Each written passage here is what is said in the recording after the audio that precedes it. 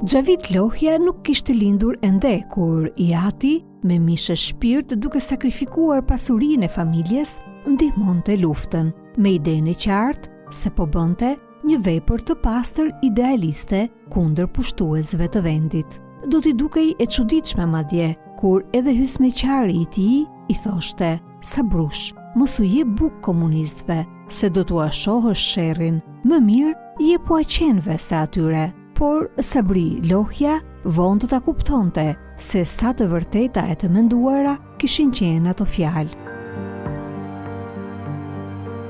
Xhaviti, djali i tij i tretë, i lindur në ato rrethana lufte në vitin 1943, do ta kalonte fëmijërinë e hershme përgjatë viteve të para të regjimit komunist. Në vitin 1958, kur në familjen e tyre ndodh përmbysje e madhe, Xhaviti ishte 13 vjeç. Ai e mban mend mirë zhgënjimin e të atit prej komunistëve. Edhe pse i kishte ndihmuar gjatë luftës me gjithë çfarë kishte, komunistët nuk do të nguronin ta shpallnin kulak dhe t'ia përmbysnin jetën atij dhe gjithë familjes. Sabriu nuk kishte planuar të futej në kooperativë dhe ky ishte një sakrilegj i madh që sipas komunistëve meritonte një ndëshkim po të madh. Prej atij viti, jeta e familjes Lohja në fshatin Kuç të Shkodrës do të merrte tjetër rrjedh. Sabriu ishte shpallur armik i regjimit dhe pak vite më vonë këtë kahje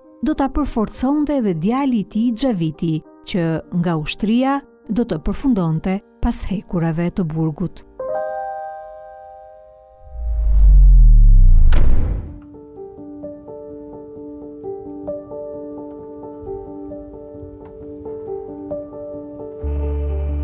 Shtatori i vitit 1963, Xhavit Lohja ishte ushtar në Tiranë, i transferuar nga Durrësi me një kompani të vogël ushtarësh të tjerë si ai që punonin në ndërtim. Në kujtesën e tij, ai shtator do të jetë i gdhendur me detaje, pasi ishin ditët e fundit kur do të ëndërronte lirinë. Madje do të arratisej drejt saj, por nuk do të mund ta përqafonte kurrësi. Ishte arrestuar mes maleve në Tropoj, në brezin e kufirit, në natën e 17 shtatorit, ndërsa mendonte se pas shumë orëve marshim në përshtigje malore, kishte mbërritur matan kufirit. Por, ndërsa mendonte se ishte hedhur në krahët e lirisë, befas kishte kuptuar se liria kishte përplasur krahët e kishte fluturuar, duke e lënë aty me pranga në duar. Xhavitit i kishte kaluar ato qaste gjithë jeta para syve. Ishte 20 vjeç dhe rrezikonte të kalonte në burgje gjithë rininë e tij. Por pse donte ta arratisej 20 vjeçari Xhavit Lohja? Çfarë kishte në biografinë e familjes së tij që shqetësonte regjimin dhe pse ai kishte vendosur ta lindte atë dheun atë ditë shtatori të 1963-shit.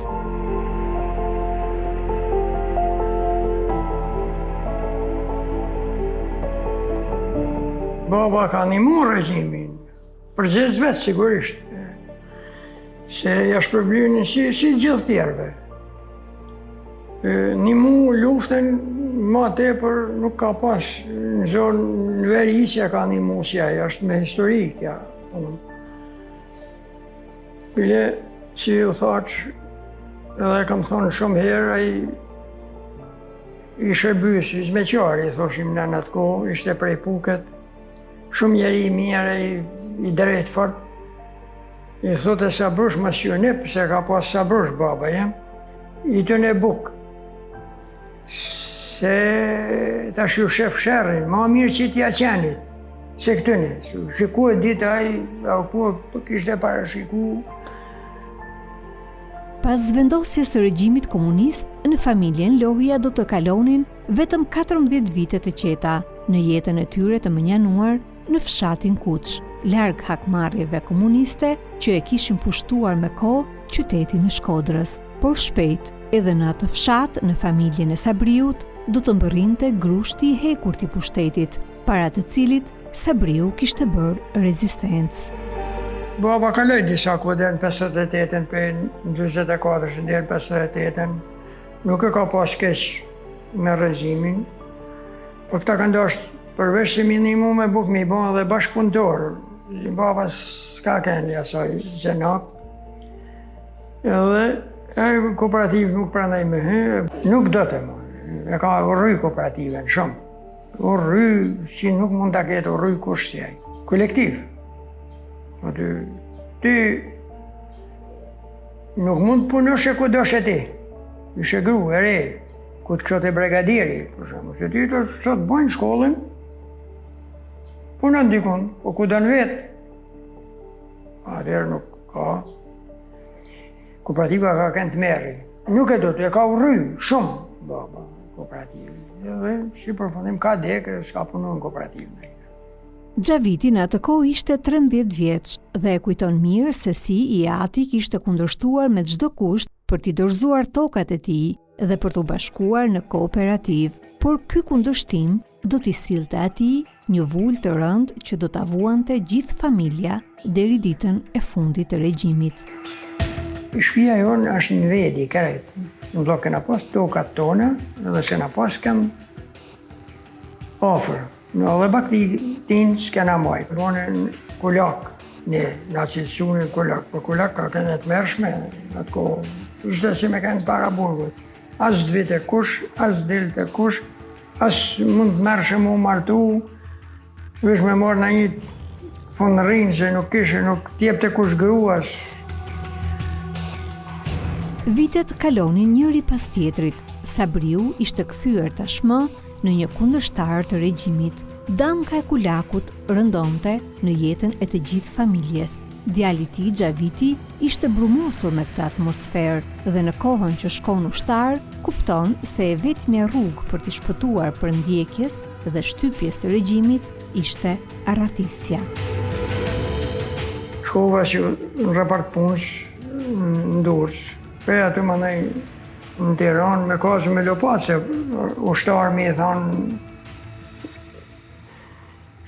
aty të rinë unë shmenja me hikë me një prej malësijet. Morë me lejën si liridalje. Në liridalje po hype makine për Shkodër. Më rritë me Shkodër me makine ashtu rasit, kamiona ashtu që ishte në atë kohë se s'ka pas.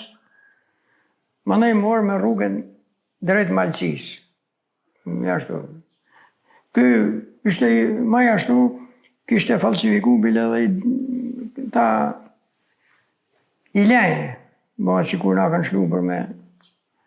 Atër këna marrë malet, që unë nuk di që janë mua gjatë, hetë 11 ditë veç anë këtej, deri sa këna mënu se këna kalu. Aty nga kanë kapë, si më nga kapë, që më thonë. Ai dite shtigjet e rrugë, kështu, pa e si kishte pa ditë ta manë mirë, nëse mas 11 ditëve përpjekje e tonë ato forcat shlu me mujtë e nga kanë kapë. A ishte natë, nga kapën tropoj, se nga menume se kishim kalu kufinin në atë vend që ishim, nga kishim paken bashkë të brenzi. Aty, njerës pa eksperiencë të imën e 18 vjeqa, sa ishim, nga arrestun atje në Ministrit Menshme në Tiranë. Se në Tiranë ishim ushtarëna, përnes jam në këta biruca. 3 muje, pakrej na qitë në gjyq, prokurori na kërkojnë nga 15 vjetë të dëve. Kurse kryetari i gjykatës na kërkoj njanit 22, tjerë e mu 20. Me i fjallë, u ba me se ka luj kush, i kam dokumentu me ta, ishi shef.